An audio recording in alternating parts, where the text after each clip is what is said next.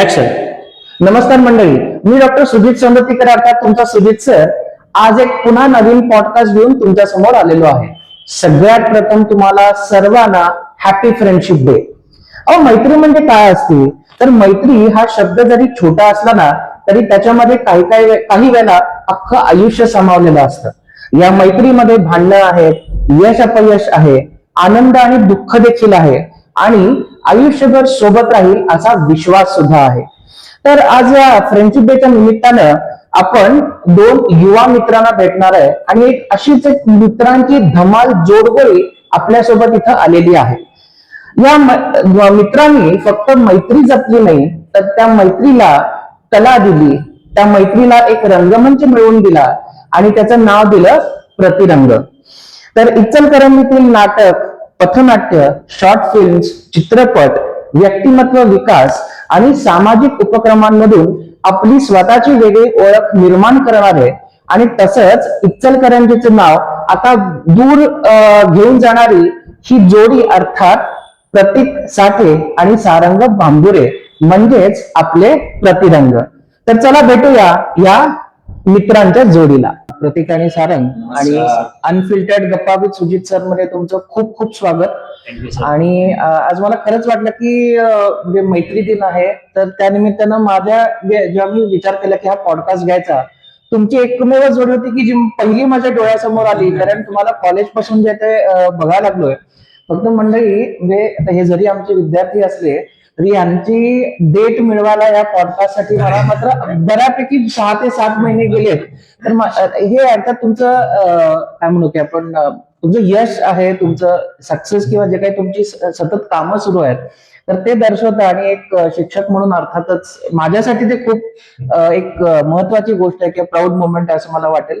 तर माझ्यामध्ये फार आता वेळ नाही करता आपण आपल्या गप्पांना जे ते सुरू करूया.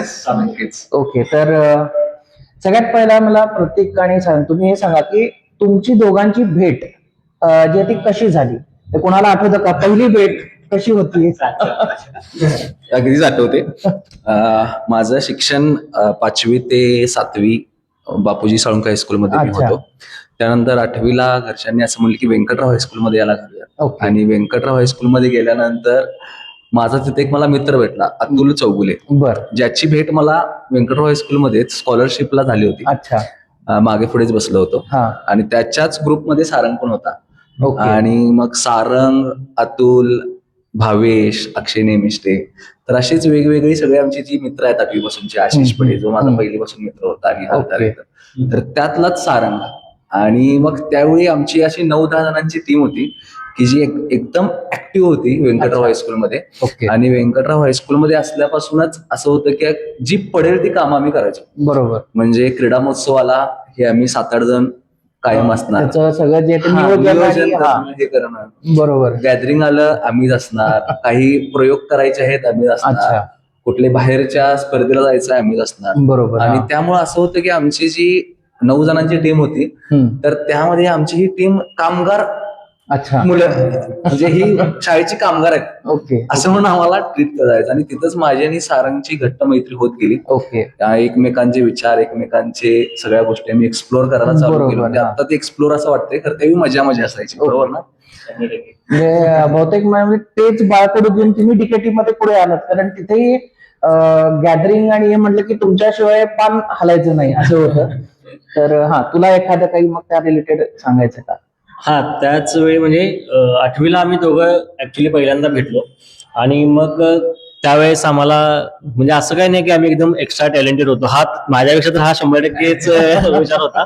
पण आम्ही दोघं मागच्या बेंचवर, म्हणजे सगळ्यात हायटेड जास्त असल्यामुळे सगळ्यात मागे बसून त्याच्या पुढे मी असायचो. आमचे काहीतरी कारनामे त्याच्यावेळी चालू असायचे. त्यावेळी आम्हाला बाहेर काढले की आम्ही बाहेर गेलो. म्हणजे आता वाटत नाही की आपण त्यावेळी म्हणजे आता लक्षात येते ऍक्च्युली की तेव्हा आपण त्या गोष्टी अशा अनुषंगाने केलेल्या आहेत. जेव्हा आम्हाला बाहेर काढलं जायचं तेव्हा मी बाहेर गेल्यानंतर मग तिथं कविता करायचो आम्ही. ओके. की एकाच बाकावरचे 3 टपोरी पोरं यांना आज बाहेर काढलं वगैरे, असं आमचं त्यावेळी चालू असायचं. म्हणजे आम्हाला काय त्यावेळी कळायचं नाही की ही कविता आहे बाबा, किंवा तो थोडं सिरियसनेस नव्हतं की ठीक आहे चला ऑफ पिरियड मिळाला बाहेर जाऊया असं. अशा पद्धतीने मग तिथं मजा मस्ती करत आम्ही लिहिली, कोणाला काय वाटते बाबा मित्रांच्या वरती, मग असंच 2-4 वाक्य अच्छा. करायचे, मजा मस्ती करायची, त्यांची मिमिक्री करायची, त्यांची चेष्टा ओके, करायची. हा हा. असं आमचं मग बॉन्डिंग क्रिएट होत गेलं आणि तिथून मग आमचं स्टार्ट झालं असं म्हणू ओके. शकतो प्रवास. पण त्याला वाटलं होतं का की ही म्हणजे ही मैत्री जी आहे ती इतकी लांब आणि इतकी घट्ट छान जी आहे ती होईल? नाही, त्यावेळी असं काय वाटलं नव्हतं. त्यावेळी एवढंच होतं की मैत्री आहे तर हा, टिकवायची आहे, बरोबर, मैत्री आहे तर बरोबर. करायची. आता बरेचसे त्यावेळीचे आमचे मित्र आहेत की जे आता IT मध्ये आहेत, त्यावेळीचे अच्छा, मित्र हा, स्वतःचे हा. बिझनेस वगैरे चालू करतात. बरोबर. आम्ही दररोज भेटतोय असं नाही, पण हा. ज्यावेळी आम्ही भेटतोय त्यावेळी ओके. एकदम घट्ट हा. मैत्री असते म्हणजे आमची. एकतर कसं आहे की दोघे इथे इचलकरंजी मध्ये म्हणजे तुम्ही राहताय हा. कदाचित तो एक त्यातला एक फॅक्टर असेल की हो. त्या म्हणजे निदान नियमितपणे जे ते तुम्ही भेटू शकता काही ना काही कारणानं का होईना, हो. पण मस्त. तर आता ही तुमची मैत्री कुठे सुरू होते हे तर आम्हाला समजलं, पण म्हणजे तुमच्या सर्वांच्या माहितीसाठी तर हे दोघंही त्याचे DKT मध्ये यांनी इंजिनिअरिंग कम्प्लीट केलेलं आहे. तर माझ्या मते त्या तुम्ही काय कम्प्लीट केलं किंवा कुठली डिग्री घेतली तर ह्याच्याबद्दल तर बोलूच, पण मग कॉलेजमध्ये तुम्ही नक्की जास्त प्रसिद्ध कशासाठी होता? की अभ्यासू विद्यार्थी म्हणून की सांस्कृतिक कार्यक्रमांसाठी म्हणून? अभ्यास म्हणून तरी अजिबात नव्हतो, फक्त अच्छा. एक विषय सोडला तर हा. जो इंजिनिअरिंग ग्राफिक्स होता तो ओके, तो बरोबर. सोडला तर कुठल्याच विषयात मी असं टॉप नव्हतो. अच्छा, खरं बाकीच्या कारणांसाठीच बरोबर, हे आहे. बरोबर. आणि साधारण असं झालं की सारंग एका 15 ऑगस्टच्या म्हणजे पहिलं 15 ऑगस्ट जेव्हा आम्ही आमचं तुम्ही इंजिनिअरिंग first year ला असताना? फर्स्ट इयरला असताना सारंग 15 ऑगस्टला एका नाटिकेत होता. अच्छा. आणि त्यानंतर ना आमचे काही मित्र, त्यातला एक आठवते म्हणजे स्वप्नील पवार बर. आणि सतीश परांजपे, ओके. हे 2 मित्र होते. तर ते ऑलरेडी ते MBA ला होते ऍडमिशन घेतलेले आणि बर. त्यांनी त्याच्या आधी युथ फेस्टिवल्स वगैरे केल्या होत्या अच्छा. आणि ते असे शोधात होते. आणि मग त्यांना सारंगचं ते बघितला होता ऍक्ट आणि त्यांनी आम्हाला आपल्या मंदिर आहे ना तिथं, हो हो तिथे हो. एक मीटिंग ठेवली होती युथ फेस्टिवलची. बर. आणि माझं असं होतं की मला त्याचा काही गंध नव्हता त्यावेळी अजून, की नाटक आणि अशा गोष्टी. हम्म, हम्म, सारंग हम्म. आला त्यावेळी असंच हात टाकला की चल जरा एक मीटिंग आहे आणि तिथे युथ फेस्टिवलची मीटिंग आहे आणि तिथून मग आपल्याला जायचं आहे. ओके. मग तो हात टाकल्यानंतर ना मी म्हटलं चल की बाई जायचं आहे तर जाऊया, चला भाऊ करूयात. मग इथं गेल्यानंतर मग त्यांनी समजून सांगितलं की युथ फेस्टिवल असं असतं, अच्छा. इथं अशी माईम असते, लघुनाटिका, हा, म्हणजे वेगवेगळे पथनाट्य, असं त्यातले वेगवेगळे इव्हेंट्स variety असतात. हा.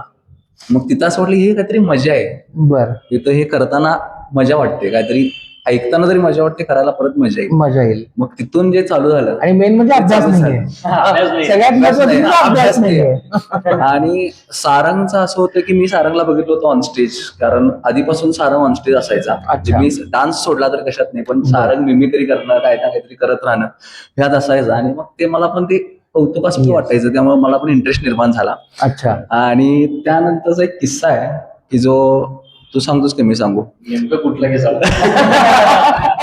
पण मैत्री म्हणलं की भरपूर किस्से सांगण्यासारखे असतात, न सांगण्यासारखे असतात. तो ज्यावेळी युथ फेस्टिवल पहिलं पूर्ण तयारीनिशी आम्ही गेलो होतो. अच्छा. आणि बक्षीस समारंभाचा एक किस्सा बर. काय तर तो एक सांगतोस का तू? म्हणजे आमच्यासाठी इंजिनिअरिंग मध्ये आल्यानंतर ह्या ऍक्टिव्हिटीज म्हणजे खूप मोठी गोष्ट होती त्या हो. ऍक्च्युली. आणि घरच्यांनी पण आम्हाला तसा सपोर्ट केला होता की हा ठीक आहे बाबा करावं लागलाय, बरोबर, हा. चालेल. आणि आमच्या सिनियर लोकांनी जो डान्स बसवला होता त्यामध्ये आय थिंक तू पण मी- डान्स हा फर्स्ट इयरला हा नव्हता. आम्ही नाटक, माईम, लघुनाटिका, पथनाट्यामध्ये होतो अच्छा. आणि डान्सचा आपला ग्रुप पूर्ण वेगळा होता. ओके. आणि त्यांनी जो डान्स बसवलेला म्हणजे आम्ही पहिल्यांदाच असं बघितलं की लाईव्ह सिंगिंग व्हायला लागले, ओके. लाईव्ह इन्स्ट्रुमेंट वाजवा लागले, तर बरं. त्याच्या समोर लाईव्ह परफॉर्म परफॉर्मन्स करतात. हा. हे खूप भारी वाटत होतं आम्हाला. आणि आम्ही फुल प्रॅक्टिस जोशात ते ज्योत वगैरे लावून, आग वगैरे लावून आम्ही म्हटलं खूप भारी आहे, मागे असं देवीचं कटआउट वगैरे. अच्छा. हा. आणि जेव्हा डान्स वगैरे झाला असं वाटलं की आता आपला नंबर मिळालाच. आता मिळालेलाच आहे. आणि खरोखर म्हणजे तसं वातावरण झालेलं होतं आपल्या झालेलं तिथं. पण होतं. आणि बक्षीस समारंभ म्हणजे ही रात्री 1:30-1:45ची हा, बरोबर. कारण युथ फेस्टिवल हा रात्रीचे गोष्ट. हा म्हणजे सगळ्यांचे 1:30च्या आसपास संपले, त्यानंतर हा. 1:45-2च्या आसपास बक्षीस समारंभ सुरू झाला. आमच्यापैकी तिथे कोणीही नव्हतं, आमचे सगळे जे डान्सर्स होते ते त्यांच्या रूम मध्ये होते. ओके. ओके. आणि आम्ही दोघंच की आता बक्षीस घ्यायला कोणी, आम्ही खुश होते की बक्षीस आपणच फक्त घेणार आहे आता. मग तिसरा नंबर अनाऊन्स झाला. म्हणलं म्हणजे आम्हाला म्हणजे की आपला पहिलाच बसणार आहे नंबर. बर. तिसरा नंबर अनाऊन्स झाला, ठीक आहे म्हणलं. आणि मग तरी पण धाकधूक पहिला असेल का दुसरा असेल चालू होतं. हा, हा. मग दुसरा नंबर अनाऊन्स झाला. मग म्हणलं आता आपला पहिलाच नंबर आहे. पहिलाच. आम्ही बूट वगैरे जे काय घातलं ते काढलो, आता म्हणलं आपल्याला जायचं हवं.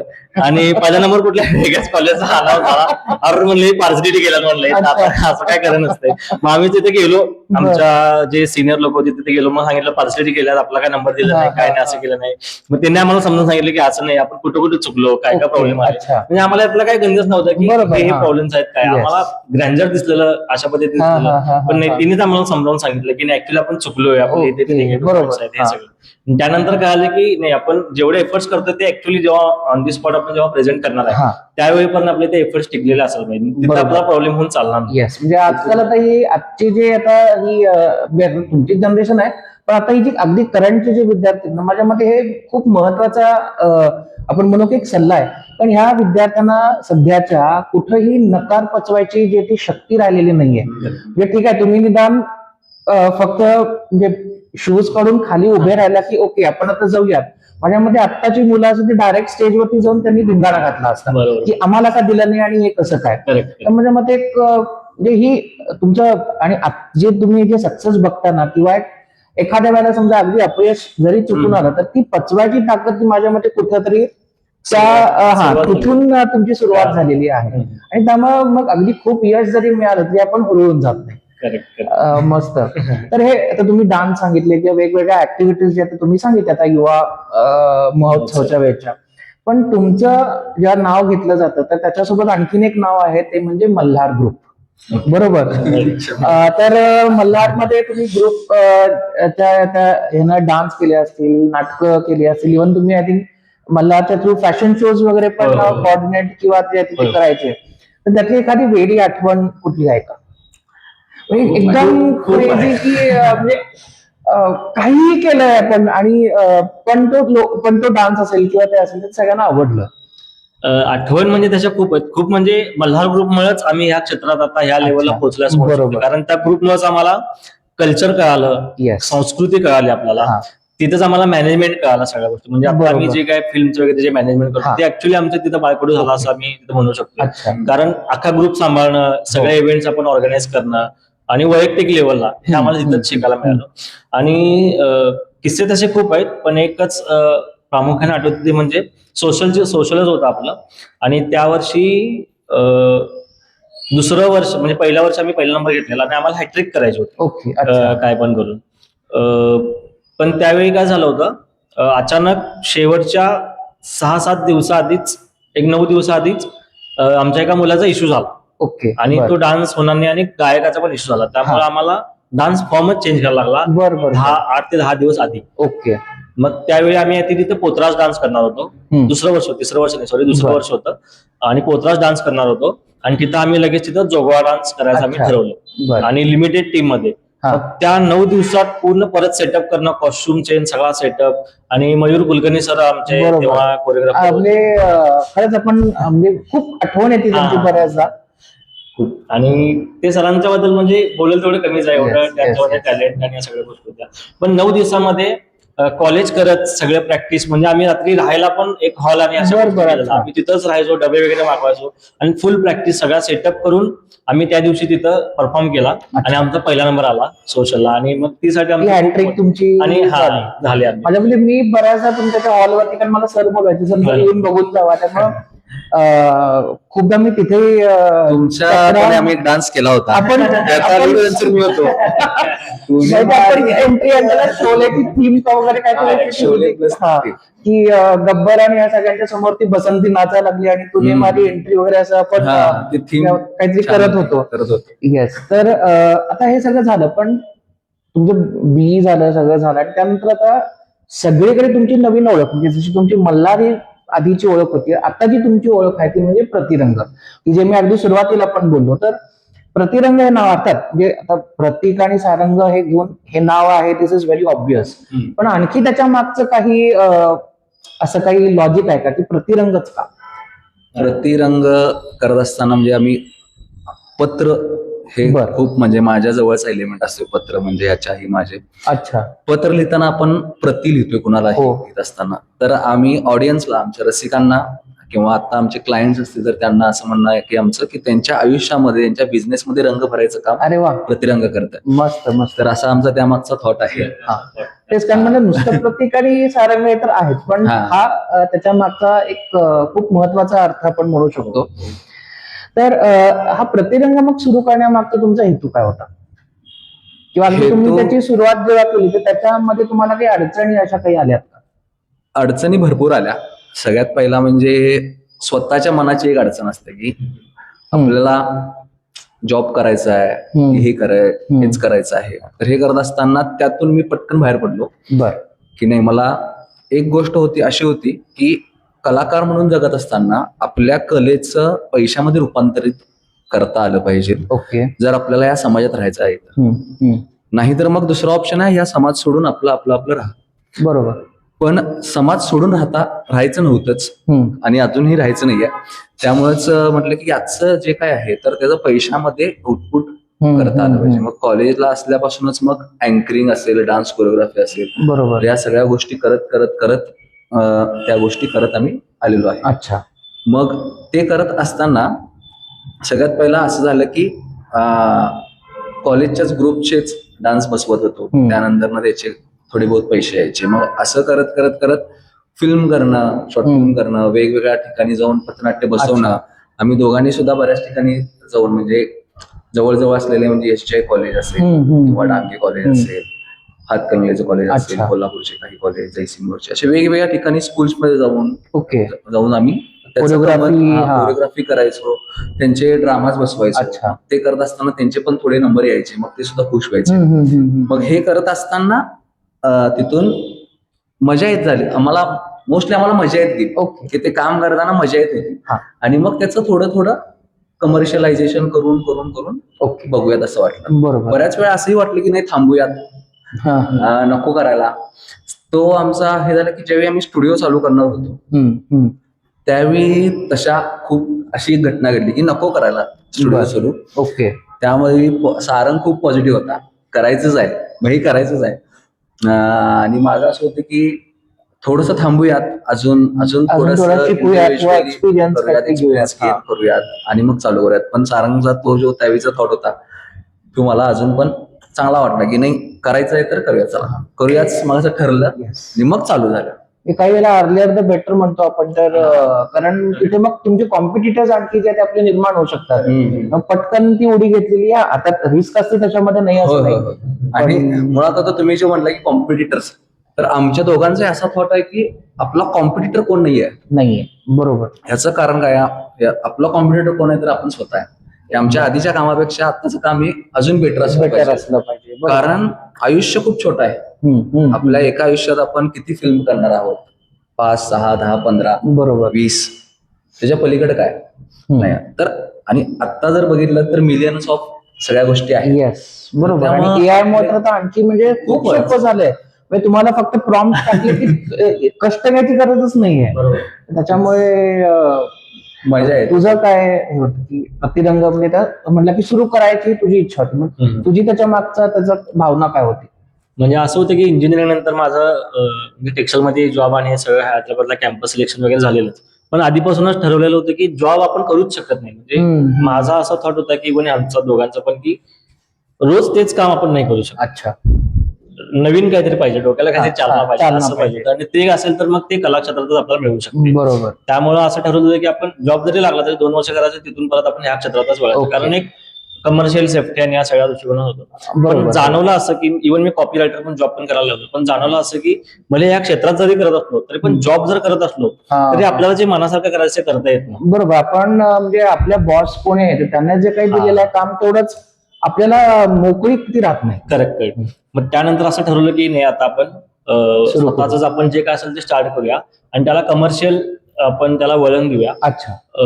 मग आम्ही 2-3 आम्ही समोर एम ठेवलेला आणि त्या दृष्टिकोनातून स्टार्ट केलं. पण जेव्हा आम्ही स्टार्ट केलं तेव्हा आम्हाला समजायला लागलं की नाही, ह्याच्यासोबत आपण ह्या पण गोष्टी करू शकतो, आपण गोष्टी करू शकतो. आता एवढं सगळं मोठं आता आपण स्टार्ट केलं. मस्त. तर अर्थात दिस इज जस्ट द बिगिनिंग. अजून खूप तुम्हाला एरियाज एक्सप्लोर करायचे आहेत. बरोबर.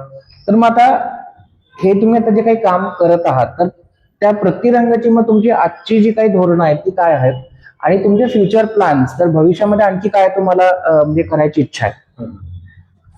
आता जी धोरणं आमची हीच आहेत की सध्या सर्व्हाइव्ह करणं, यस. म्हणजे सर्व्हाइव्ह जर आज आपण झालो तर उद्या परत या क्षेत्रात काम हा, करतो. बरोबर. मग त्या हिशोबानं आमच्या धोरणांमध्ये एक बेसिक हे आहे की आम्ही आमचे काही निश आहेत, तर त्या निश मधले जे आता म्हणजे भरपूर आहेत, तर त्यातल्या लोकांना आवडीचे असतात की documentary films. Okay. Documentary films मध्ये 61च्या डॉक्युमेंटरीज असतील बरं. किंवा रिटायरमेंटच्या डॉक्युमेंटरीज असतील, ओके. लग्नाचा 25वा 30वा वाढदिवस हा हा असेल, हा हा. एखाद्याची जर्नी मांडायची असेल, येस. कोणत्याही कंपनीची जर्नी मांडायची असेल, अच्छा. बँक, पतसंस्था, ओके. स्कूल्स, हॉटेल्स, की त्यांनी कशा पद्धतीनं कुठून कुठेपर्यंत पोहोचले, बरोबर. तर ते आम्ही चांगल्या पद्धतीनं दोघं मिळून आम्ही बसतो, त्यावरती त्यांची पूर्ण हिस्ट्री चेक करतो. ओके, त्यानंतर ओके. ना एक स्टोरी लाईन ठरते, मग ती प्रेझेंट केली जाते. तर ही गोष्ट आम्ही सर्व्हाइव्ह होण्यासाठी करतोय. त्याचबरोबर सोशल मीडिया ऍड्स असतील, हा.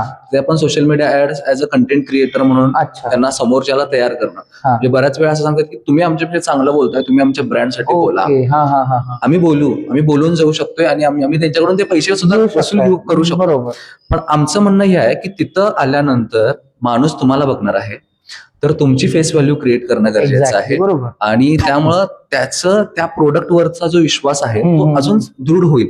तर अशा पद्धतीने करून क्लायंटला अजून आम्ही त्यातलं आम्हाला जेवढं नॉलेज आहे तेवढं परत त्यांना आम्ही द्यायचा प्रयत्न करतो. बरोबर. आणि ह्या पद्धतीनं आमचं आता काम सुरू आहे.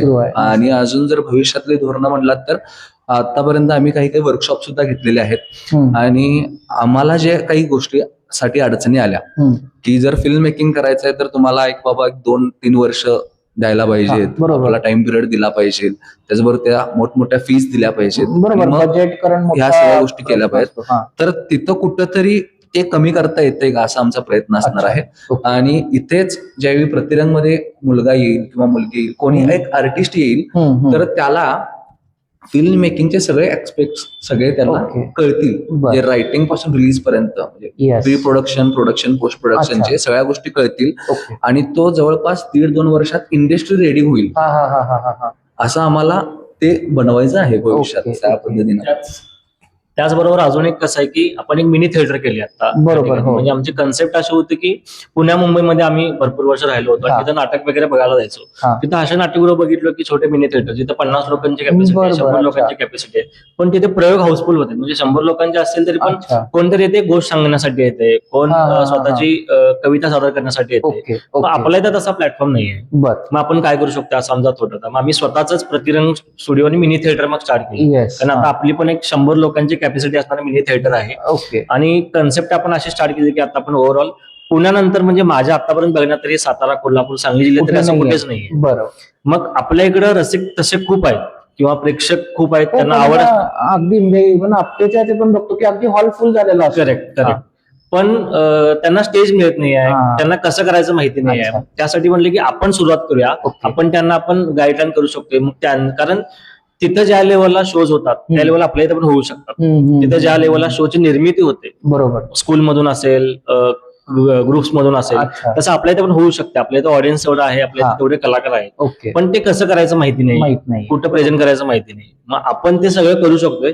त्यासाठी म्हणलं की आपण एक सुरुवात करूया. आणि आता त्याचा प्लस पॉईंट असं व्हायला लागलं की मोठमोठे गोव्याचे शोज असतील, पुण्याचे शो असतील, तर आता आपल्या इथे यायला लागलेत करण्यासाठी. आणि आपण इथल्या आर्टिस्टना घेऊन पण आता आपण काही शोज क्रिएट करतो. म्हणजे त्याची सुरुवात आता झाली असं म्हणू शकतो. मस्त. तर त्यामुळे तुम्हाला सुद्धा जर तुमची याची श्रद्धा अकॅडमीची जी आहे ती तांबे सरांची डॉक्युमेंटरी करून बघितलेली होती, तर खूप सुंदर डॉक्युमेंटरीज असतील किंवा सोशल मीडिया तुमच्या एखाद्या प्रोडक्टची ऍड असेल, तर अतिशय सुंदर जे ते काम हे प्रतिरंग करत आहेत. आणि त्यामुळे तुम्हाला नक्की तसं काही असेल तर या लोकांना संपर्क करू शकता. आणि आता व्ह्यूअर्सना आणखीन एक आहे की प्रतिरंग स्टुडिओ जो आहे तो म्हणजे कबनूर इथे आहे, तर तुम्ही नक्की जे ते व्हिजिट करा. आणि समजा तुमच्यामध्ये देखील काही कला असतील तर त्याला आणखी कसं फुलवायचं, त्याला नर्चर कसं करायचं, म्हणजे मग ते ही दोघं एक्सपर्ट्स जे ते नक्की सांगू शकतात. आणखीन एक सांगायला जास्त आवडेल की आपले निशांत घाटगे सर जे आहेत, तर त्यांनी ओळख परिवार नावाचा एक ग्रुप चालू केलेला आहे, त्यामध्ये आम्ही पण आता आहोत. तर त्यांनी एक भन्नाट कन्सेप्ट ते घेऊन आले होते आणि ती खूप आम्हाला आवडली आणि आम्ही त्याचा आता भाग आहोत हे आम्हाला प्राऊड फील होते. तर ती कन्सेप्ट अशी होती की आपण जशी भिशी काढतो, म्हणजे एक समजा 10 लोक आहेत आणि त्यांनी महिन्याला एक पैसे काढा आणि एक चिठ्ठी उचल ज्याला चिठ्ठी नाव असेल हा. त्याला ते सगळे ते पैसे पैसे मिळणार. अशा पद्धतीने भिशीची कन्सेप्ट असेल. बरोबर. तर सरांनी सेम तशी कन्सेप्ट घेऊन सिनेमा भिशी स्टार्ट केले. म्हणजे असं आहे की आम्ही 11 लोक आहोत. अच्छा. 11 कलाकार आहेत, म्हणजे वेगवेगळ्या क्षेत्रातले बरोबर, कलाकार हा. आहेत आपल्या इचलकरंजी, जयसिंगपूर, सांगली भागातले. ओके. तर आम्ही 11 लोक दर 3 महिन्याला 6,000 रुपये काढतो आम्ही. बर. आणि त्या 6,000 मध्ये सेलिब्रिटीचे हसते, म्हणजे निशांत सरांचे खूप हा, हा, स्ट्रॉंग हा, हा. कनेक्शन्स आहेत सेलिब्रिटी आणि यांच्यासोबत. ओके. तर प्रत्येक वेळी कुठल्या ना कुठल्या तरी सेलिब्रिटीच्या हस्ते आपण ती चिठ्ठी काढतो. बर. आणि ज्याची चिठ्ठी येईल, ज्याची त्याचं चिठ्ठी नाव नाव येईल. येईल, हा. त्यानं पुढच्या 3 महिन्यामध्ये शॉर्ट फिल्म बनवायची. अरे मस्त. त्यानिमित्ताने तुमचं शॉर्ट फिल्म क्रिएट हा. कंटिन्युअसली म्हणजे असं होतं की 11 जणांचे 6 म्हणजे 66,000 मध्ये आम्ही फिल्म बनवतो. बर बर बर. आणि मग ती फिल्म बघताना तुम्हाला असं वाटणार नाही की ती 66,000 रुपयामध्ये बनवली. ओके. ती तुम्हाला ग्रँजरच दिसणार. अच्छा. 2 लाख, 2.5 लाख, 5 लाखापर्यंत बर, खर्च बर, केलाय की बर. काय, ओके. त्या लेवलच्या कलाकारांनी आपण सगळं बोलून करणार. अच्छा. त्यामध्ये कसं आम्ही आमचे फीस कोण घेत नाही, हा, हा, हा. डिरेक्टरची आलं फीस लक्षात. नाही, हा. कोण नाही. Writer जे काय असेल ची नाही, इक्विपमेंट्स हा. आणि बाकी जो काय खर्च असणार आहे त्याचीच ओके. फक्त आपण पैशाने हे करतो. बर, पण बर. आता आमची आता दुसरी फिल्म लवकरच येते, अंत नावाची. ओके.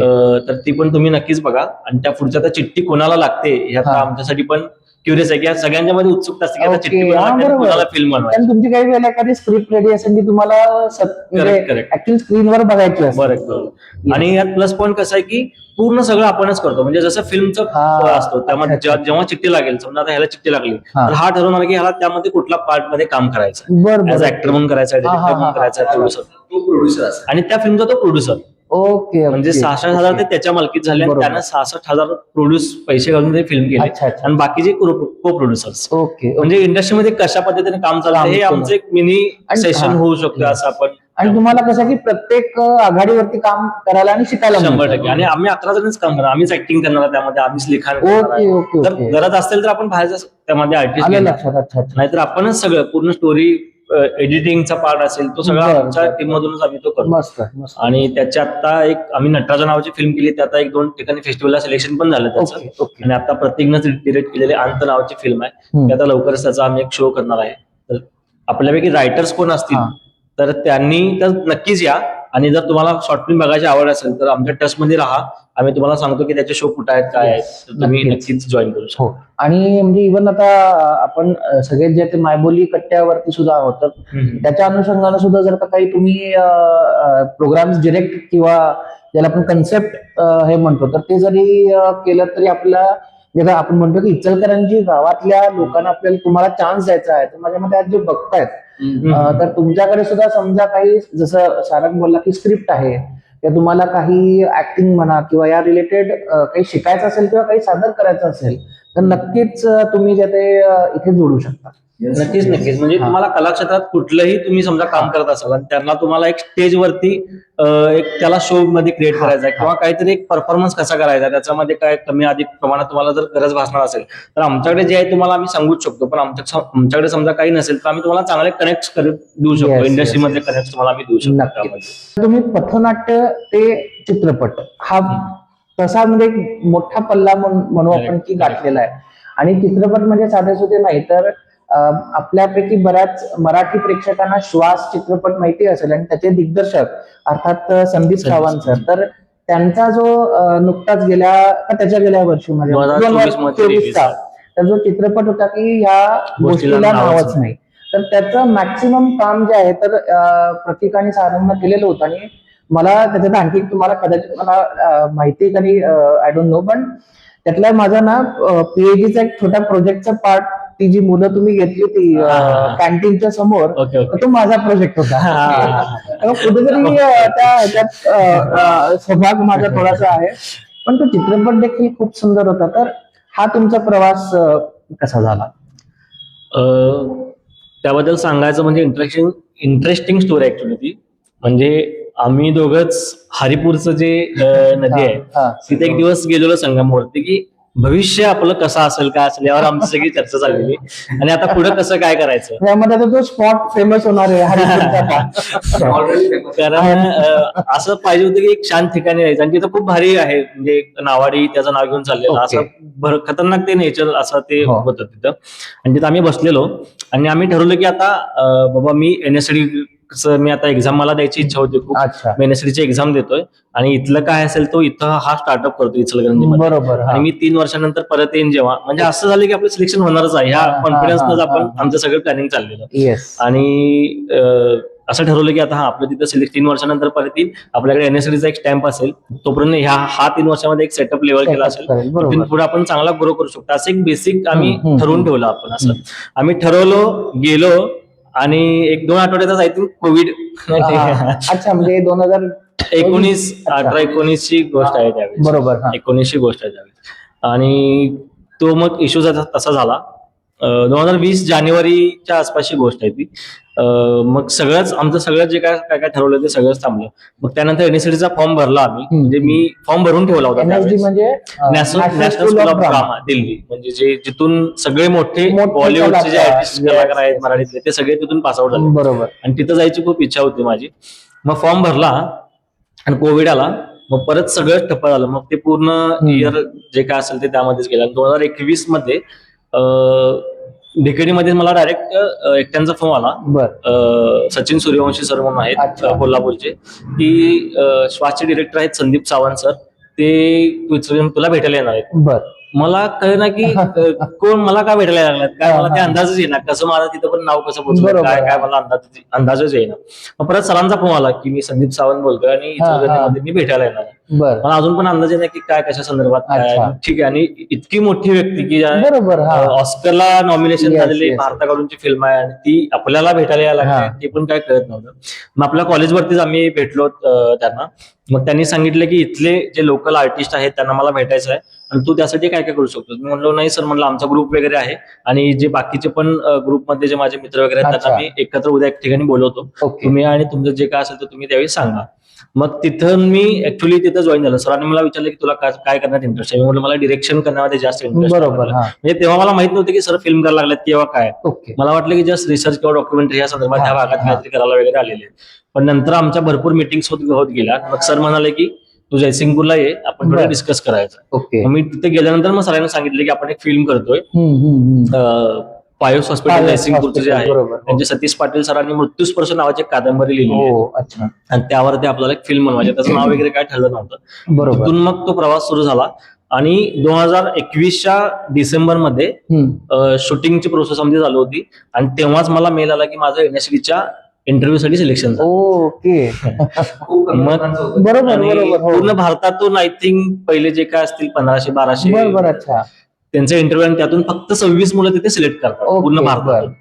मग आता तिथं कॉल आला आणि ते माझं शूटिंग पण चालू आहे फिल्मचं, ते पण संदीप सरांच्या फिल्मचं. मग कन्फ्युजन खूप होतं की मुदत आणि शूटिंगचे डेट, म्हणजे शूटिंगचे डेट पण चालू आहे, असं नाही की शूटिंग संपल्याने डेट आली. त्याच टाइमिंगला शूटिंग पण चालू आहे आणि तेव्हाच NSDचा इंटरव्ह्यू पण आहे मुंबईला. माझ्याकडे अजून पण मेल आहे तो. मग मी परत ह्यालाच म्हणलं असंच झालंय, काय करू. आमचं डिस्कशन झालं.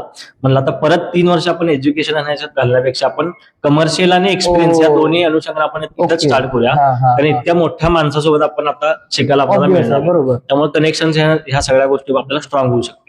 मग आम्ही तिथं म्हणलं की आता NSD आपण तिथं सरांच्या सोबत माझ्या मते एक्सपिरियन्स NSD पेक्षा पण चांगला बेस्ट होता. बरोबर. त्यामुळे मग तिथं ते NSDचं आम्ही तिथं पॉज केलं आणि सरांसोबतच आम्ही फिल्म स्टार्ट केली. मग ती फिल्म आमची पूर्ण झाली. त्याला महाराष्ट्र शासनाचे 3 अवॉर्ड पण मिळाले. कान्स फेस्टिवलसाठी पण त्याचं महाराष्ट्र शासनाकडून सिलेक्शन झालं आणि अजून भरपूर पण त्याला अवॉर्ड्स आणि सगळं. आणि त्याचं जे आहे ते बरंचसं शूट आपल्या कॉलेजमध्येच DKD कॉलेजमध्ये झालं. इचलकरंजी, जयसिंगपूर आणि गणेशवाडी या गावामध्ये त्याचं शूटिंग झालं. आता अमेझॉन प्राईम वरती फिल्म तुम्हाला बघायला मिळेल. फिल्म आहे, ह्या गोष्टीला नावच नाही. अच्छा. तर हे चित्रपट वगैरे झालं, पण आता आणखीन एक जी तुमचं आपण म्हणू की फोर्टे आहे तर ती म्हणजे शॉर्ट फिल्म्स. आणि तुम्हाला मला सांगायला आवडेल की कदाचित तुम्ही जर का भाडीपाला माझ्यामध्ये तुम्ही बरेच लोक जर का बघत असाल तर त्यातल्या अनेक शॉर्ट फिल्मशी जे ते हे दोघं निगडीत आहेत. अर्थात मी सुद्धा माझे पहिले जे स्क्रीन काय म्हणतात अपिअरन्स दिला तो यांच्या म्यूट या शॉर्ट फिल्म साठी होता. फक्त ते अजून इतके बिझी आहेत की ती शॉर्ट फिल्म यायची बाकी आहे आणि त्यानंतर मला भरपूर ऑफर येणार आहे. मला तुम्हाला जसं वाटतं तसं मलाही वाटतं भरपूर ऑफर मला येतील. तर भाडीपा कसं झालं आणि ओव्हरऑल शॉर्ट फिल्म्स कडे तुम्ही मग कसे गेला?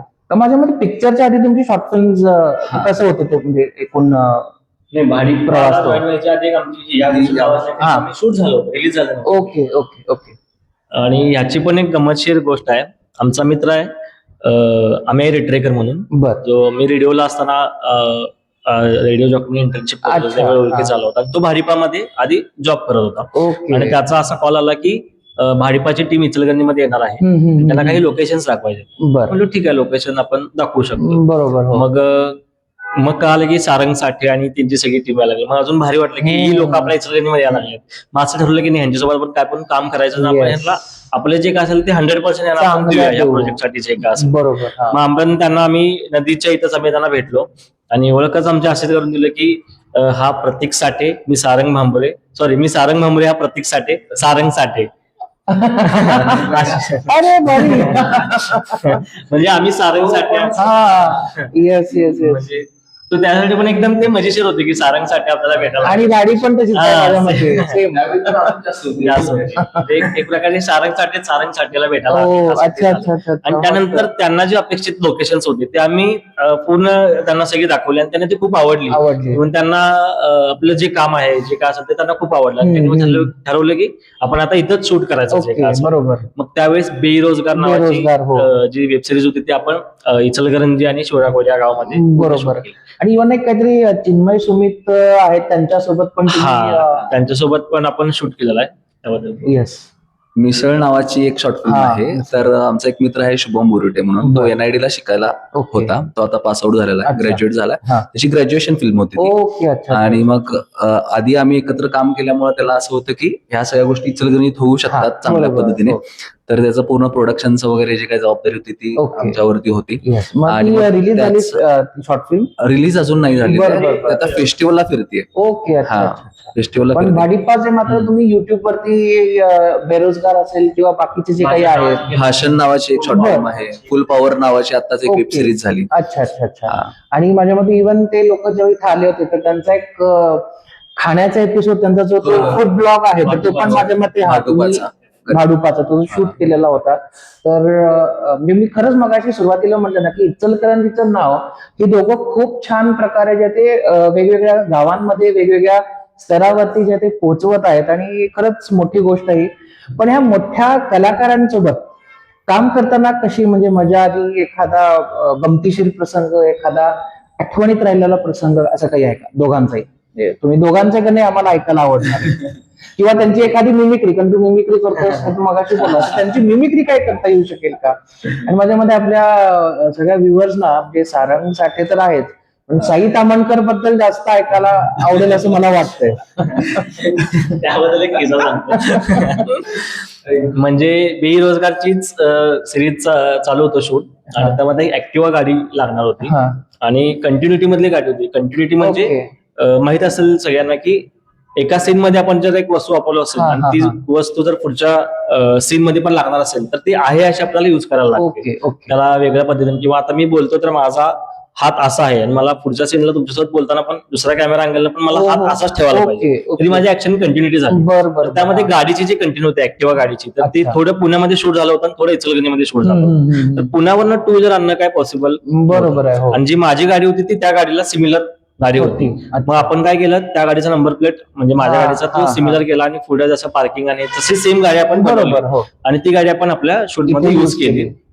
आणि त्यामध्ये एक इन्सिडेंट असा झाला की सई तामणकर ज्या मॅडम होत्या त्यांना ऍक्टिवा चालवायला त्या घेतल्या आणि एकदम ती स्लिप झाली आणि ते पडल्या. पडल्या तिथं अच्छा. गाडीवर आणि ती पूर्ण गाडी थोडी तरी डॅमेज पण झाली आणि ती पुढे सीनला पण लागणार होती. ओ मग ओके. सीनला लागणारा शूटिंग तर थांबवू शकत नाही. मग काय करायचं? मग त्यावेळी असं लगेच निर्णय घेतला की तोपर्यंत आपण वेगळा सीन शूट करूया. लगेच गाडी आम्ही सर्व्हिसिंगला टाकली ओके. आणि दुसऱ्या दिवशी जी दुसरा, आहे हा. अशी ती यूज केली. पण मी प्राऊडफुली असं सांगते की सई तामणकर माझ्या गाडीवरनं पडल्या. मुळात आणि बसल्या आणि मग पडल्या या दोन्ही गोष्टी. मग तू नंतर सीटवर लोकांना हात बीत लावू दिलास ना म्हणजे नाही नाही इथं हात लावायचं नाही असं काय नव्हतं ना? नाही, नाही. एक किस्सा म्हणजे बऱ्याच जणांसोबत आहेत पण सारंग साठे सरांसोबतचाच. आता सर म्हटलेलं त्यांना आवडत नाही. तो बरं, बरं, म्हणजे अच्छा. दादा म्हण म्हणून तो आम्हाला बरं. सारंग दादा बरोबरचा एक किस्सा हा. की असं आहे की माझ्या आधीपासून त्यांच्या रायटर बरोबर सौरभ साम्राज म्हणून बेरोजगारचा रायटर आहे, ओके. तर त्यांच्यासोबत आणि सारंगदादा सोबत रायटिंग विषयी सुद्धा आमची चर्चा बरं. व्हायची की हा. इकडचे एक्सपेक्ट सगळे होते, ओके. की शेतकरी असेल किंवा बाकीचे असतील, युथ असेल, युथ मध्ये काय काय वातावरण असतं बरोबर, वगैरे असे हा.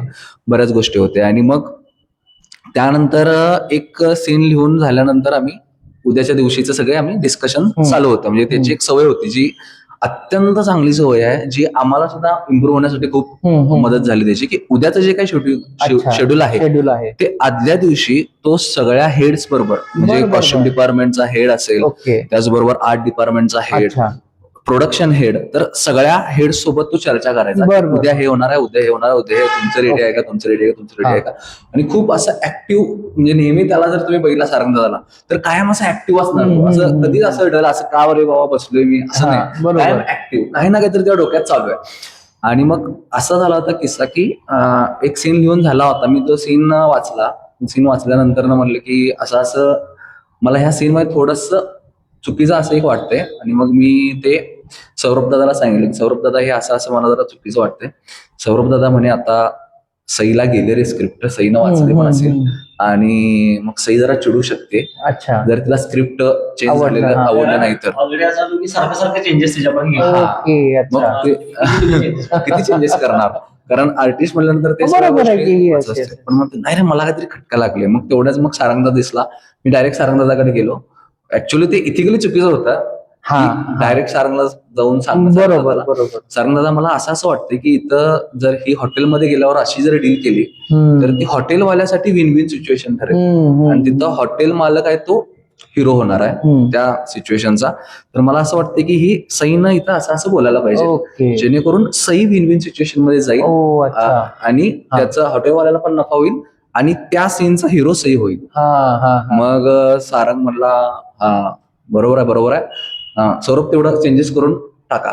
ते मला एक छान वाटलं ते की एक तो एक किस्सा मला अजून नाही एवढा आठवतो. मोठा आर्टिस्ट आणि पण म्हणजे सगळ्या appreciate करतो. नाहीतर कसं होतं की मोठे मोठे आर्टिस्ट होतात की अरे हा काय सांगायला लागलाय, आम्ही अजून पण नवीन आहे, त्यावेळी त्याच्यापेक्षा जास्त नवीन होतो या फील्डसाठी. बरोबर. त्यामुळे ते ऐकून घेणं खूप येस. महत्वाचं. तो एक किस्सा मला वाटतो. माझ्या मते हा एपिसोड जर काही भाडीपाची टीम बघत असतील तर हॅलो. आणि म्हणजे तुम्ही खूप छान ह्या दोघांना जे ते म्हणजे ट्रेनिंग दिलेलं आहे 100%. आणि तुम्हाला सगळ्यांना खरंच म्हणजे मला पर्सनली मला नक्की भेटायला आवडेल. त्यामुळे तोही एक योग जुळावा असं मॅनिफेस्ट आज मी इथे जे ते करतोय.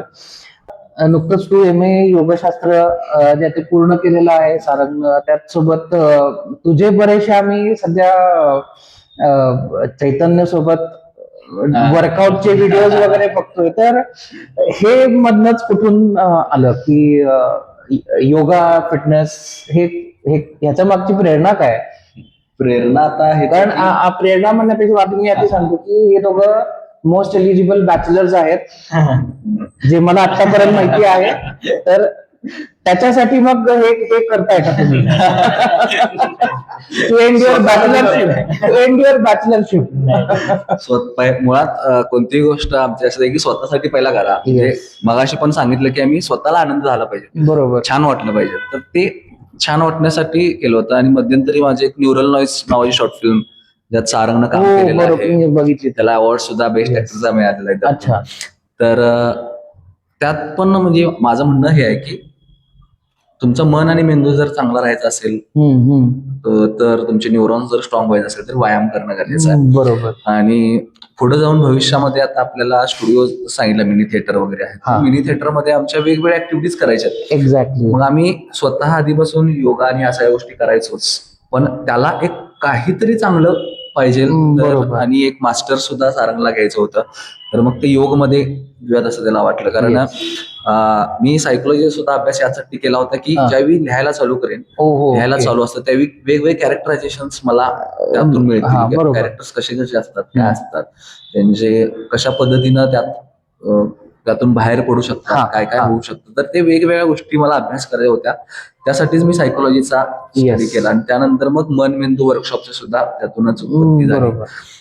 मग त्यासारखं ह्याचं सुद्धा योगशास्त्र किंवा मग तेच करावं की आणि त्याला काही जास्त टाइम द्यावा लागणार नाहीये मुळात, असा एक होता. अच्छा अच्छा.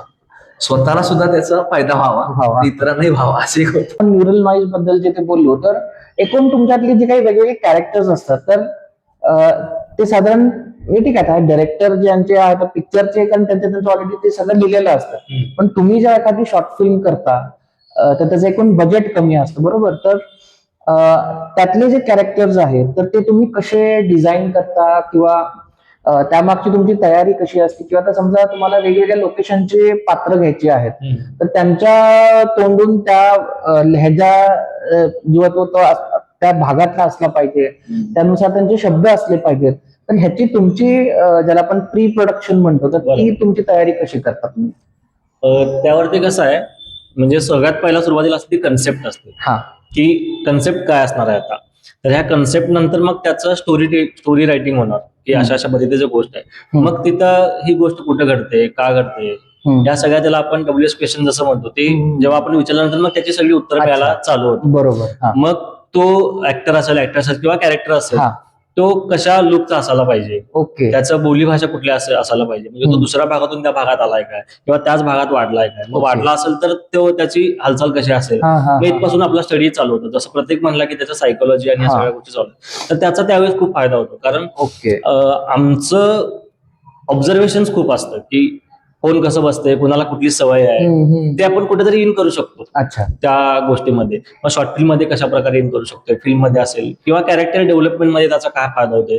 एखादा कॉमेडी कॅरेक्टर करायचा असेल तर तुझा कसा लहेजा असला पाहिजे. अच्छा. मग त्या पद्धतीने गोष्टी तिथं उलगडत म्हणजे जातात. त्याप्रमाणे तुमची संवाद मग त्याच्या अनुषंगाने लिहिले अनुषंगानं, जातात. हा, कारण स्टोरी नंतर मग आपण संवाद लेखनामध्ये हात बरं. घालतो. मग संवाद लेखन करत असताना त्या कॅरेक्टर प्रमाणे संवाद लेखन झालं पाहिजे, अच्छा.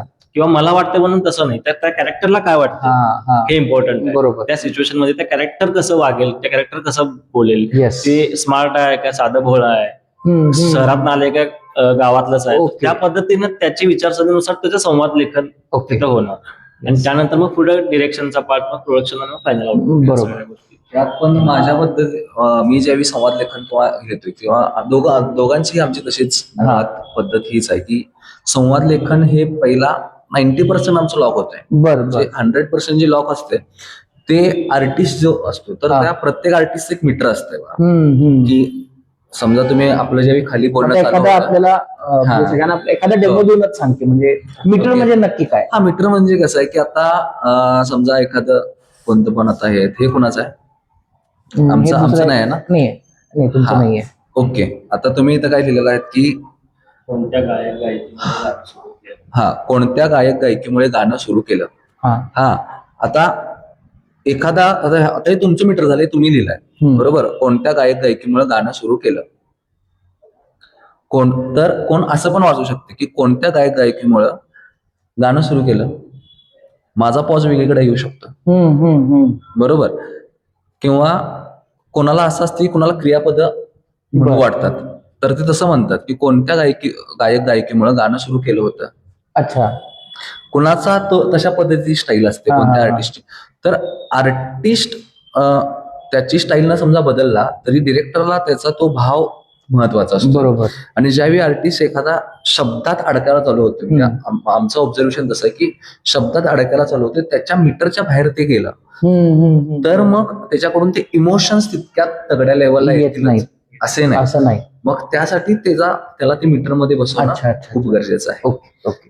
आणि काहीला प्रोनाउन्सिएशन नवीन एखाद्या शब्दाला तर प्रोनाउन्सिएशन मग काहीला चुकत जात. हो. मग ह्या मेथडला लिमिटेशन्स कुठे येतात, तर ज्यावेळी आम्ही एखादं ऐतिहासिक नाटक बसवत असतो, ऐतिहासिक फिल्म करत असेल, तर त्यावेळी ते आहे असंच यायला पाहिजे. बरोबर. आणि मुळात विषय आहे, की ती भाषा ऐतिहासिक आपण जे काय म्हणतोय, ती भाषा आधीपासून आपण ती नाटकांमध्ये बघत आलेलो आहे, फिल्ममध्ये बघत आलो, त्यामुळे आपल्याला वाटतं की नाही ते ऐतिहासिक आहे म्हणल्यावर तसंच असलं पाहिजे. बरोबर. पण ते तसंच असेल की नाही हा परत प्रश्न आहे. परत बरोबर प्रश्न आहे. त्यामुळं एक तो पूर्ण त्या फिल्मची लँग्वेज कशी आहे असायला पाहिजे, किंवा पूर्ण त्या नाटकाची लँग्वेज कशी आहे असायला पाहिजे. तो आता परत ते दिग्दर्शकाचा भाग आहे. त्यावेळेस कसं होतं, दोन गोष्टींवरती डिरेक्टरला काम करावं लागतं. एकतर डिरेक्टरचं असं असू शकते की नाही मला असंच पाहिजे, मग ते प्रेक्षकांना आवडो न आवडो, आणि दुसरं असू शकते की प्रेक्षकांना काय आवडतं तसं आपण. ओके. अच्छा. बरोबर. ह्याचा मध्ये साधावा लागेल, किंवा मग तसं झोपून द्यावं लागेल. बरोबर. त्या पद्धतीने आपल्याला जे लोकांना वाटतं की ना फिल्म काय जाता असं डायलॉग म्हटलं ऍक्शन मधलं कट केलं, म्हणजे इतकं सोपं नाहीये ते. त्याच्या मागे बरीच मेहनत जी आहे ती, आणि खूप मोठी टीम माझ्या मते त्याच्या मागे 100% अखंड काम करत असते. आणि तेव्हा कुठे जाऊन 1-2 तासाचा 3 तासाचा चित्रपट जो तो आपल्याला बघायला मिळतो. 100%. येस. आणि आमचं हेच झालं की आता सगळ्यात महत्वाचं आहे की आम्हाला माणसं चांगलं भेटत गेली. म्हणजे जर फिल्म मध्ये म्हणाल तर फिल्म मध्ये संदीप सावंत सर बरोबर. आपल्याला भेटले, छान. त्यांचे सुद्धा एक थॉट प्रोसेस वेगळा आहे. त्याचबरोबर आम्हाला आमचे सर प्रताप सोनाळे सर भेटले, त्यांच्याबरोबर आम्ही गारुड सिनेमा फिल्म केली. त्याचबरोबर त्यानंतर शेखर रणखांबे सर, ज्यांना नॅशनल अवॉर्ड आहे, इफीजे अवॉर्ड्स आहेत, बर्लिनचे अवॉर्ड्स आहेत, त्यांच्यासोबत केले. आणि आमच्या दोघांच्या बाबतीत जर एक पॉझिटिव्ह गोष्ट सांगायची झाली तर की आम्ही दोघे चोर आहोत. ती चोरी, हा, तर ती चोरी करता आली पाहिजे.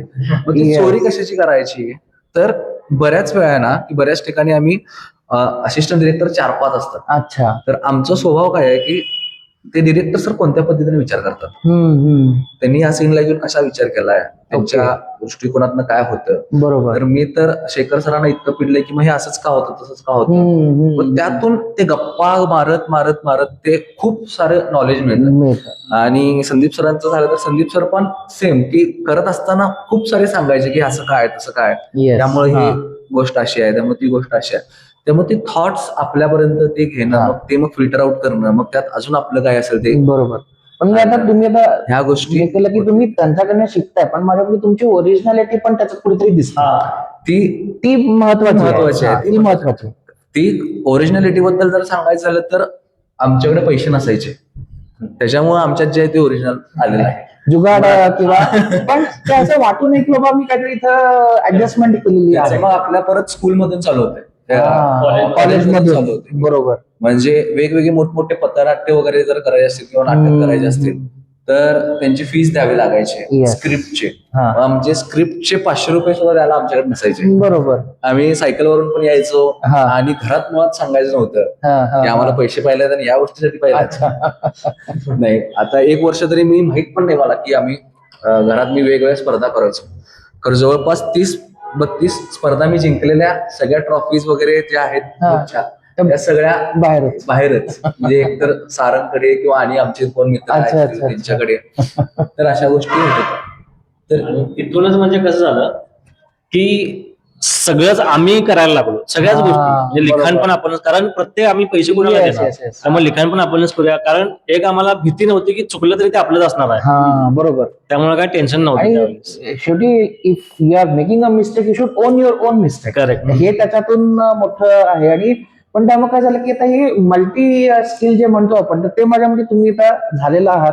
आणि त्यामुळे त्या दरवेळेला डिपेंडन्सी कुणावर राहत नाही. 100%. हा त्यातला मोठा ऍडव्हान्टेज म्हणू शकतो आपण. आणि प्लस पॉईंट असा आहे की म्हणजे आता आम्ही काही जणांना सांगतो की आम्ही हे करतो, मग त्यांचं असं येते की तुम्ही एवढे सगळे दोघंच करताय का, पण म्हणलं दोघंच करते, कारण आम्ही प्रत्येक गोष्ट स्वतः करून बघितलेली आहे. बरोबर. रायटिंग करून बघितलेलं आहे, डिरेक्शन केलेलं आहे, कॅमेरासाठी काम केलेलं आहे, साऊंडचं पण सगळंच, म्युझिकचं काही कंपोजिंग पण आम्ही केलेलं आहे, काही गाणी पण आम्ही आमच्या पद्धतीने, असं नाही म्हणत की फार ग्रेट आहे, पण ते बेसिक माहित आहे की त्याचं लय काय असणार आहे, कुठं त्याला बीट्स असणार आहेत, काय. बरोबर.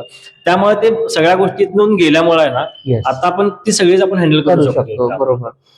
आता हे सगळं नाटक आणि म्हणजे रंगभूमी आणि हे तर गोष्टी होत्याच, पण मग त्याच्यात आणखीन एक प्रामुख्यानं जिथं मी तुमची नावं कायम बघितलीत, त्या इव्हन मी काही वेळा एखाद्या इव्हेंट मध्ये पोहोचतो, ते म्हणजे green Ichalkaranji, green foundation, green Ichalkaranji.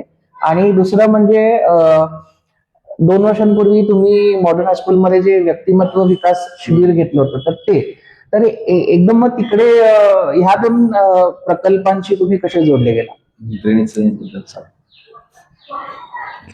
जोडलो गेलो म्हणजे कसं आहे, म्हणजे जसं म्हणलो की व्यंकटरावपासून आमची जी सुरुवात आणि होती, तिथं आम्हाला ह्या गोष्टी आम्ही तिथं पण करायचोच. म्हणजे आम्ही जिथं असताना वृद्धाश्रमाला जायचो, अनाथाश्रमाला जायचो, आणि कुठंतरी ते आम्हाला चांगलं वाटायचं ऍक्च्युली, की तिथं जाणं, तिथल्या लोकांसोबत जाणं, कारण त्यांचे प्रॉब्लेम जेव्हा आपण ऐकायचो ना अनाथाश्रमात गेल्यानंतर, त्यांच्या मुलांसोबत आम्ही काय फार मोठं नव्हतं, त्यांच्या याच्याच असेल कदाचित त्यावेळेस, पण ते जेव्हा सांगायचे तेव्हा आम्हाला असं वाटायचं की अरे किती प्रॉब्लेम मध्ये आहेत आपण, मग त्यांच्यासोबत काम करायला काय प्रॉब्लेम आहे, असं झालं. त्यानंतर मग डीकेटी मध्ये आल्यानंतर NSS च्या थ्रू आपण अनेक वृद्धाश्रमाला जायचो, दिवाळी आपण साजरी बरोबर, हो. करायचो. तिथे चौकातला गेल्यानंतर पण चौकातलं जातो. तर ते जायचो.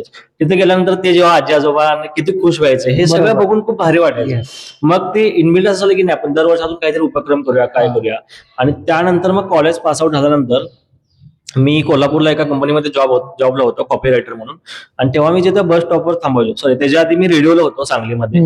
तिथे ज्या बस स्टॉपवरती मी वाट बघत थांबायचो तिथं खूप ऊन लागायचं, बरं. म्हणजे फेब्रुवारी, मार्च, एप्रिल. आणि नंतर मला असं लक्षात आलं की ह्या एरियामध्ये कुठं झाडच झाड नाही. नाही. अच्छा. मग असं म्हणलं की आपण इथं झाड लावायला काय प्रॉब्लेम आहे.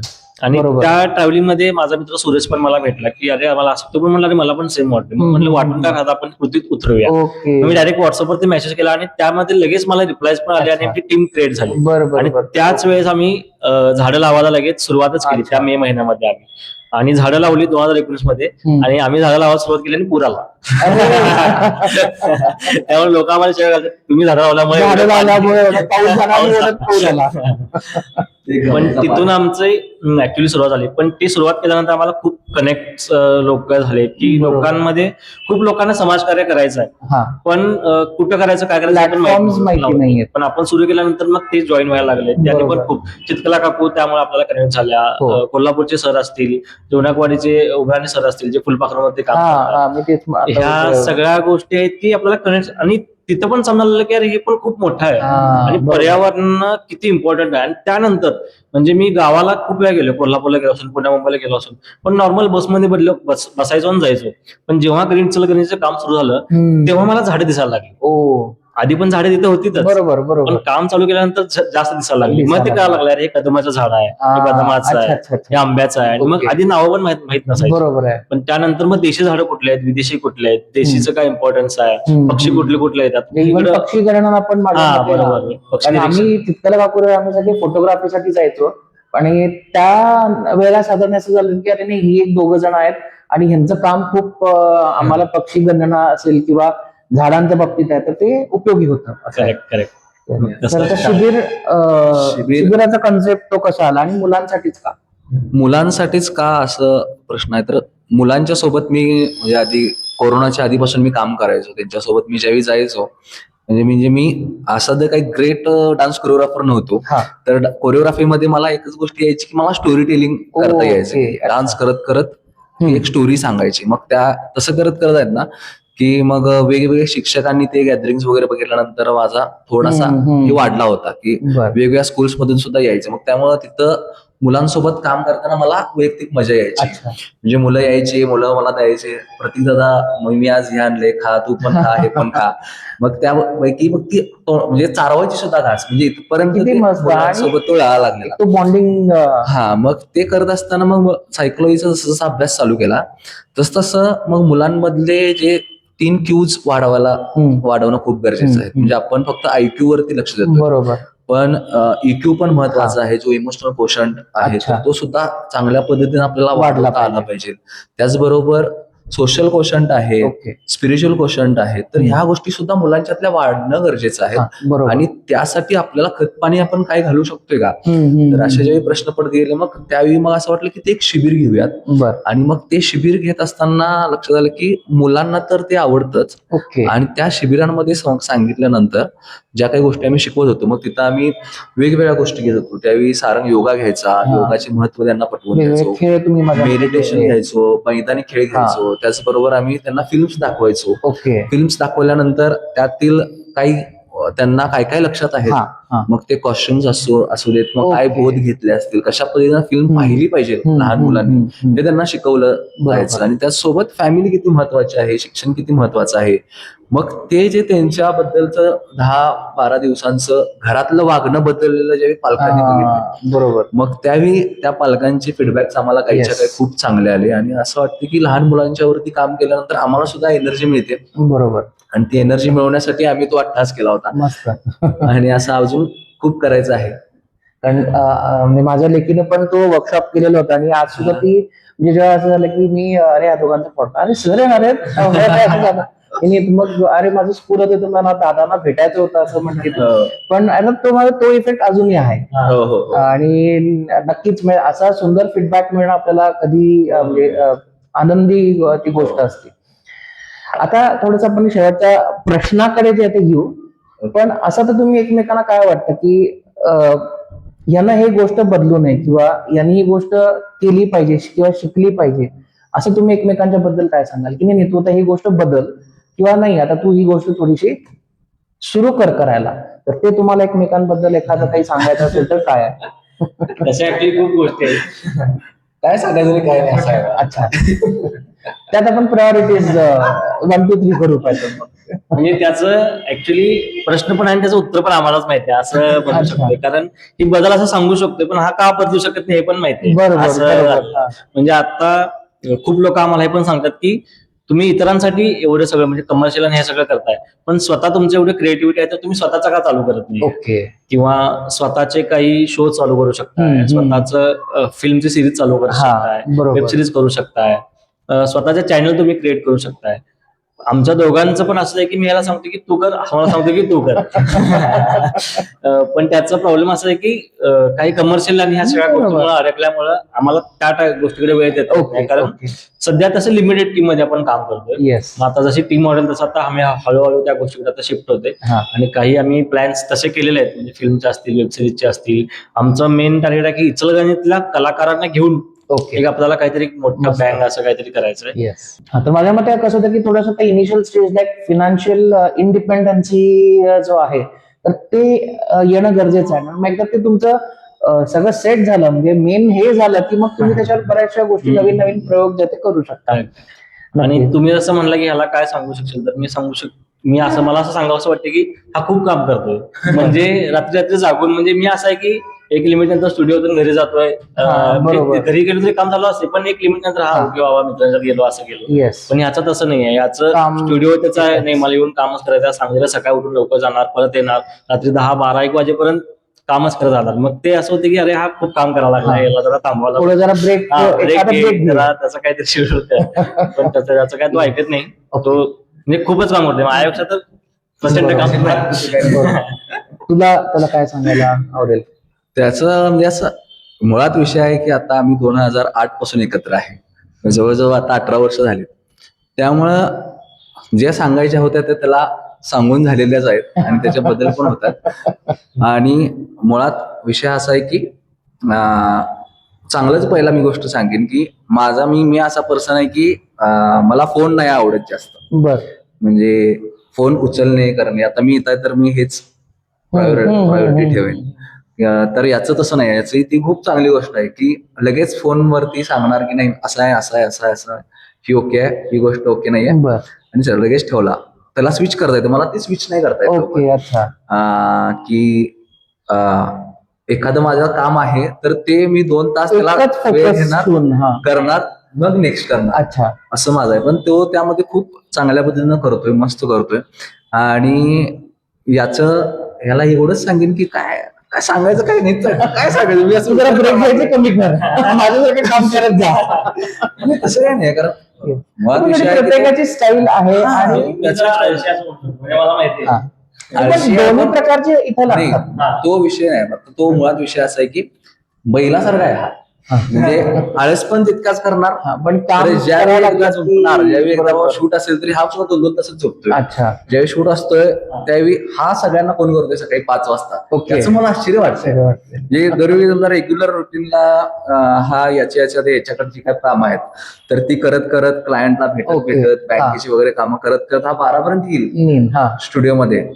मी माझं रुटीन जरा ठरलेलंच ठरलेलं आहे. आहे. हा, अच्छा. मला स्टुडिओत जायचं, तू जास्त थोडक्यात वर्कहॉलिक आहेस, हा, पण तो मल्टीटास्कर आहे. मल्टीटास्कर आहे हा. आणि ज्यावेळी शूट वगैरे असतं त्यावेळी ह्याचा 5:30 वाजताच पण हॅलो, हा 6 वाजता यायचंय बघ काय. आणि मला एकट्याला नाही, बरोबर. 15 जणांना, सगळ्या टीमला ह्याचा फोन जातोय. म्हटलं हे भारी आहे, हे मला काही कधी जमलं नसतं आयुष्यात, मग असं माझं उद्धार जाणार. Yes. तर ते एक भारी आहे. असं काय बद्दल असं काय मला सांगायचं नाही जरा. Okay okay okay. तर माझ्या मते प्रश्न तर आपले इथं संपतायत, पण जेव्हा माझ्याकडे काही खास काय म्हणू त्याला, खास काही असे सेगमेंट्स असतात तर त्याला माझ्याकडनं एक ठेवणीतली एक सेगमेंट असते ती म्हणजे रॅपिड फायर. तर म्हणून आपलं परत डिस्कशन मी याला करताना सांगितलं की बाकीचे साधारण आपण डिस्कस करू, पण rapid fire has to be surprise. तर माझ्या मते तुम्ही सुद्धा जर का तयार असाल आणि तुम्ही तयार असाल तर आपण आपलं रॅपिड फायर जे ते सुरू करू. तर सगळ्यात पहिला कोण आधी सॉरी म्हणतं? हा म्हणतो. ओके, सारंग. कारण चुकते जास्त मीच त्या मला सॉरी म्हणतो. ओके, तुमच्या दोन ओके, तुमच्या दोघांमधला जास्त विसरभोळा कोण आहे? मीच. ओके. बरं, कोणाचा मोबाईल कायम सायलेंटवर असतो आणि त्यामुळे मोबाईल म्हणजे कॉल येत आहेत पण माझं लक्ष नाहीये? ओके, प्रतीक. बरं, कोणाचं पाकिट कायम रिकामं असतं? दोघांचं. ओके, माझ्या मते आता इथून पुढे तर राहणार. येस. कोण जास्त सगळ्यात जे ते सेल्फी काढत स्वतःच? काही नवीन सेट दिसला, कोण दिसलं कलाकाराला सेल्फी? हा त्याच्या म्हणजे माझ्यापेक्षा हा काढू शकतो. अच्छा. काढतोय मी काढतोय. ब्लॉग करणं किंवा काय बोलणं बरोबर. हा कॅमेरा फ्रेंडली जास्त आहे माझ्यापेक्षा. ओके, मला शक्यतो मी असं होते की नको मला बॅक म्हणजे मागची काय पण जाऊ सांग ऑन स्क्रीन. बिहाइंड कॅमेरा काय जे असेल ते सांगा. हा ते त्याला म्हणजे हा इतकी कामं करतोय ह्याला मी सांगतोय की तू जिथे इथं जाशील तिथं काय नाही, एक व्हिडिओ करत जा फक्त 30 सेकंदाचा, त्याला नंतर काय करता येईल स्टुडिओवर बघता येईल.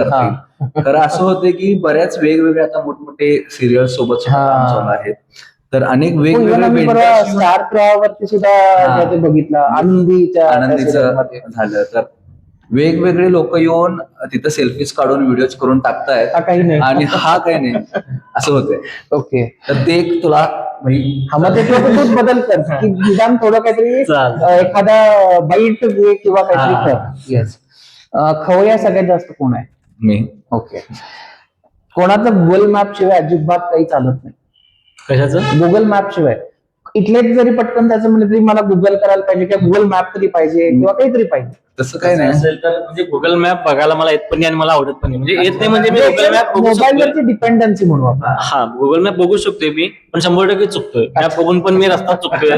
तो हा सांगतो अरे मागा रस्ता होता तू पुढे Okay, गेला. okay. मला असं लागतं की मी गाडी जरी चालवत असलो तरी आहे मोबाईल कडा हा. मोबाईल मी असं पुढे ठेवणार अच्छा. आणि मग मीच बघून म्हणजे नॉर्मल रूट कळतोय पण ते एक छोटा टर्न असतो सर्व्हिस रोडला पुढे जायचं ते जरा लवकर लक्षात येतं. लक्षात येत नाही. हा कमीच गाडी चालवतोय त्यामुळे Okay. त्याला तसं आहे. सगळ्यात जास्त इमोशनल कोण आहे?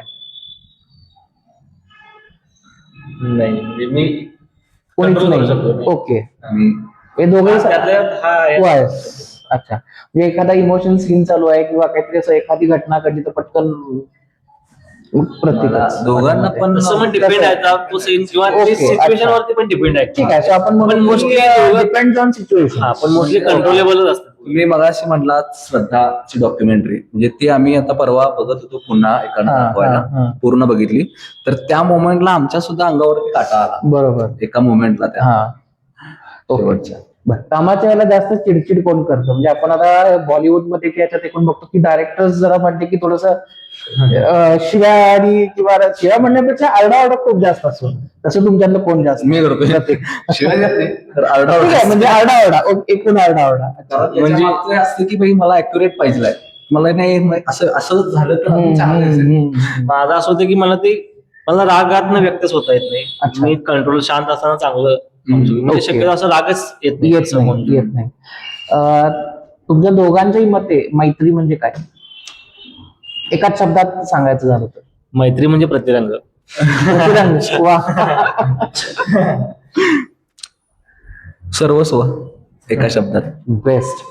तर माझ्यामध्ये खूप मस्त आणि हा रॅपिड फायर मध्ये नक्की तुम्हालाही तुम्ही एन्जॉय केला असेल. 100%. Yes. तर मग प्रतीक आणि सरंगास तुम्ही इथे आलात आणि त्यासाठी खूप खूप जे ते मनापासून तुमचे धन्यवाद. की खूप दिवस राहता मी स्वतः एपिसोड व्हावा अशी जे ती इच्छा व्यक्त करत होतो.